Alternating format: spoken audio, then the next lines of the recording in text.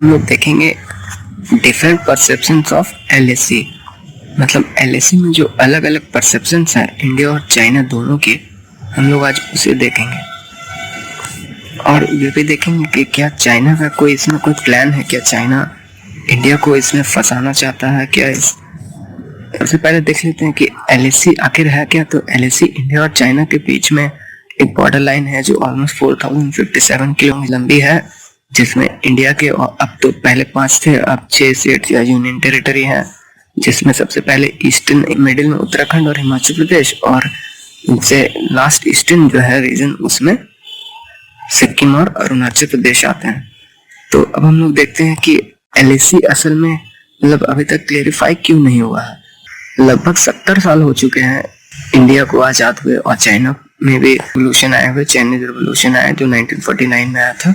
तो उसके बाद भी हम लोग अभी तक ऐसी को डिमार्केट पूरी तरह क्यों नहीं कर चुके। स्कॉलर है जिन्होंने 2018 में ऐसा बताया था, इंडिकेट किया था कि जो इंडिया चाइना का जो रिलेशन है इसे हम अगर सुधारना चाहते हैं तो इसमें इंडिया चाइना के बॉर्डर को पूरी तरह रिजॉल्व करके नहीं, हम लोग इसे बनाए रखते हुए भी आगे बढ़ सकते हैं। बेसिकली है कि जो चाइना का स्टैंड है इसमें वो ये है कि आप बॉर्डर इशू अगर हम नहीं भी सुलझा पा रहे हैं तो बाकी एस्पेक्ट्स में हम एक दूसरे को एंगेजमेंट जारी रख सकते हैं और इसे धीरे धीरे करके रिजॉल्व कर लेंगे। और इंडिया का जैसा पाकिस्तान के साथ स्टैंड रहा था उसी तरह इंडिया का चाइना के साथ भी स्टैंड है कि हम लोग अगर अपने बॉर्डर इश्यूज को रिजॉल्व कर लेते हैं तो आगे जितने भी एस्पेक्ट्स हैं उसमें फिर हम काफी स्मूथली काम कर सकते हैं। लेकिन चाइना और पाकिस्तान में एक बड़ा डिफरेंस है कि पाकिस्तान एक छोटी कंट्री है और चाइना काफी पावरफुल कंट्री है। जैसा कि आप लोग जानते हैं चाइना पे हमारी डिपेंडेंसी अभी काफी बढ़ी हुई है, तो इसलिए जो बॉर्डर डिस्प्यूट है उसे रिजॉल्व नहीं करने के बाद भी हम लोग आगे बढ़ जाते हैं। तो इसलिए आज तक चाइना ने ऐसा कोई स्टैंड ही नहीं लिया कि हम लोग जो बॉर्डर एग्रीमेंट है उसे पूरी तरह क्लैरिफाई कर सके और इस डिस्प्यूट को खत्म कर सके। और इंडिया जो है वो पूरी तरह से तैयार रहता है हमेशा कि हम लोग चलो अपने जो बीच के जो प्रॉब्लम्स है, जो बॉर्डर एग्रीमेंट्स है उसे अच्छे से साइन करते हैं और क्लियरिफाई करते हैं, लेकिन ऐसा हो नहीं पाता। तो अब एक बार आगे, ये काफी महत्वपूर्ण एक टॉपिक है जिसे हमें अच्छे से समझना होगा कि ये ग्रे एरिया क्या होता है। जैसे अगर हम लोग इंडिया चाइना के बॉर्डर को देखेंगे, एक बार हम लोग एलएसी को देखेंगे तो उसमें हमेशा हम सुनते हैं कि ग्रे एरिया होता है जहाँ सिर्फ पेट्रोलिंग होता है। इसे हम ऐसा मान सकते हैं कि एक पेट्रोलिंग जोन है या नो मैंस लैंड जोन है, या फिर इस पे दोनों का ही क्लेम होता है, लेकिन यहाँ कोई बेसिकली रहता नहीं है।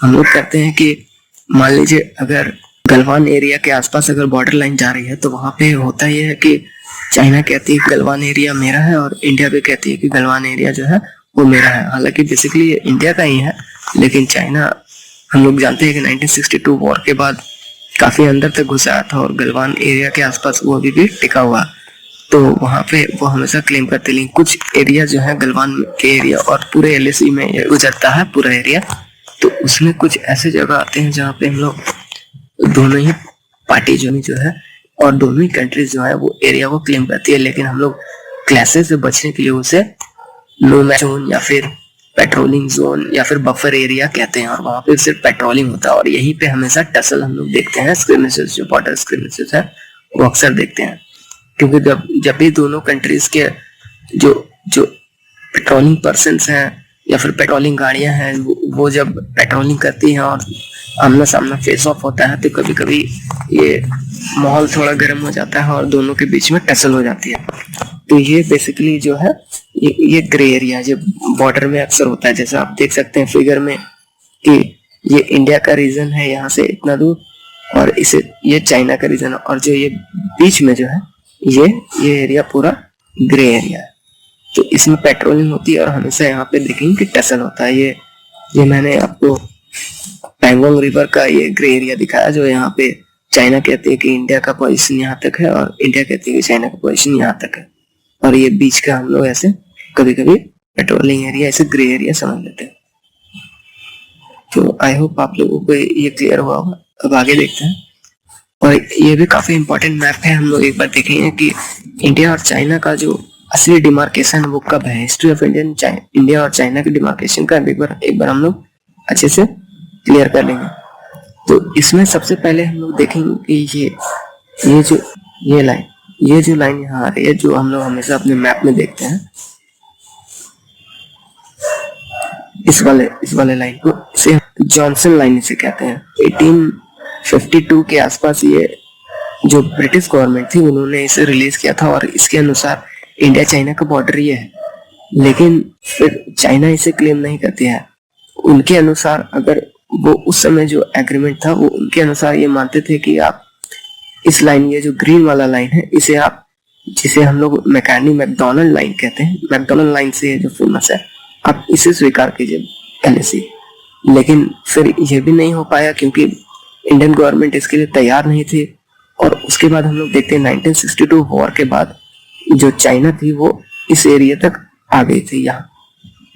लेकिन फिर धीरे धीरे जब बैक ऑफ हुआ चाइनीज का, लगभग अभी हम लोग यहाँ पे इस रीजन जो है, यहाँ आसपास अभी हमारी एलएसी है। तो इसमें आपको भी क्लियर रखना जरूरी है कि हमारी असली जो एलएसी है अभी वो यहाँ तक है, और जो हमारा मैप है वो हम लोग इस तरह से यहाँ देखते हैं, ये मैकडोनल्ड लाइन। ठीक है, तो आगे देख लेते हैं। और इसी आसपास यही जो मैंने बताया, जो इससे पहले ये ग्रे एरिया, यही ग्रे एरिया यहाँ पे भी है। ये हर एरिया में जहाँ अभी स्टैंड ऑफ है, ये ग्रे एरिया में ही बेसिकली स्टैंड ऑफ होता है, जहाँ पे दोनों आर्मी जल्दी आती नहीं है, सिर्फ पेट्रोलिंग के लिए आती है। तो वहां पे जो हम लोग देखते हैं चाइनीज इनकर्जन हो चुका है। जो मान लीजिए कि अगर हमारी फोर्सेस वहां जा नहीं पा रहे, या फिर जब भी ठंडे के दिनों में वहां काफी ज्यादा बर्फ जम जाती है तो ट्रैवल करना वहां काफी मुश्किल हो जाता है। और उसी का फायदा उठाते हुए चाइनीज जो है वो इस बार इनकर्जन अंदर तक कर चुके हैं। जो दौलत बेग ओल्डी का रीजन है, यहाँ पे गलवान रिवर वैली है, गोगरा पोस्ट है, और हमारा जो पैंगोंग का फिंगर रीजन है और डैमचौक रीजन है, यहाँ अक्सर ही आप सुनिएगा कि इस पूरे रीजन में यहाँ चाइनीज इनकर्जन होती रहती है। तो ये चाइना का बेसिकली एक माइंड गेम भी होता है कि इंडिया को जो है अलग अलग फ्रंट पे हम लोग एंगेज रखते हैं। क्योंकि देखिए, अगर कोई भी कंट्री अपने बॉर्डर डिस्प्यूट को रिजोल्व नहीं कर पाती है तो उस कंट्री में पीस और प्रॉस्पेरिटी आना थोड़ा मुश्किल है। क्योंकि हम लोग लड़ाई झगड़े में ही तुले रहेंगे और फिर हमारा जो ध्यान है वो डेवलपमेंट की ओर नहीं जाएगा। और चाइना बेसिकली ये चाहता भी है कि हम जानते हैं चाइना इंडिया से भी काफी ज्यादा डेवलप हो चुका है, और इंडिया जो है वो कहीं ना कहीं लैग कर रहा है, और हम लोग कोशिश कर रहे हैं कि चाइना के साथ कम्पीट करें। और यही चाइना की टैक्टिस है कि हम इंडिया को इन सब चीजों में फंसाए रखें। ठीक है, आई होप आप लोग को समझ आया होगा। और आगे ये जो सैटेलाइट इमेजेस है, ये नेथन रूजर ट्विटर अकाउंट से निकाला गया है। यहाँ पे आप देख सकते हैं कि ये जो रीजन है, यहाँ पे अभी जो बॉर्डर स्क्रिमेज हुए थे, जो टेंशन हुए थे, और जो हमारे जो टसल हुआ वो यही इस रीजन में हुआ था। तो ये चाइनीज सेटअप है। यहाँ पे चाइनीज आके बैठ चुके हैं, जो कि ये नो मैंस लैंड जोन है। यहाँ पे किसी को आना नहीं है, ये पेट्रोलिंग जोन है। लेकिन यहाँ पे चाइनीज, यहीं पे आप देख सकते हैं, ये सैटेलाइट इमेज है, यहाँ पे काफी सारे तंबू वगैरह गाड़े गए हैं यहाँ। और इस पूरे रीजन में भी चाइनीज इनकर्जन हो चुका है। और यहाँ हमारे इंडियन आर्मी की फोर्स है, ये वाला जो है, यहाँ इंडिया है, और यहाँ पे चाइनीज जो है ये स्टैंड ऑफ यहाँ पे पूरी तरह जारी है। और ये एक ओरिजिनल इमेज है, ये इसे दूसरे डायरेक्शन से भी हम लोग देख सकते हैं। यहाँ पे जो है ये इस वाले एरिया में, यहाँ पे देखिए, यहाँ चाइनीज इनकर्जन हुए हैं। यहाँ पे चाइना जबरदस्ती आके बैठा हुआ है, जिसके चलते प्रॉब्लम हो रही है। ये गलवान रिवर है यहाँ पे, और यहाँ पे इंडियन आर्मी डटी हुई है चाइना के साथ। ये तो भी हो रहा है क्योंकि हमारा स्टैंड है, ये नो मैंस लैंड जोन है, यहाँ पे आप नहीं आ सकते हैं। लेकिन चाइना यहाँ से जा नहीं रहा, इसलिए इंडियन आर्मी भी यहाँ पे अपनी एक पोस्ट बना चुकी है। और इसी को लेकर बेसिकली टेंशन है कि आप इस एरिया को पूरा आप खाली कीजिए, पहले की स्थिति में आइए। और यही एरिया है जहाँ पे कहा जा रहा है कि जो स्क्रिमेजेस हुए थे, जहाँ पे इंडिया और चाइना को काफी ज्यादा नुकसान भी हुआ। हमारे 15 से 16 जवान वीर गति को प्राप्त हो चुके थे, और चाइना का 43 जवान जो है वो इसमें मारे गए। तो यही ये एरिया है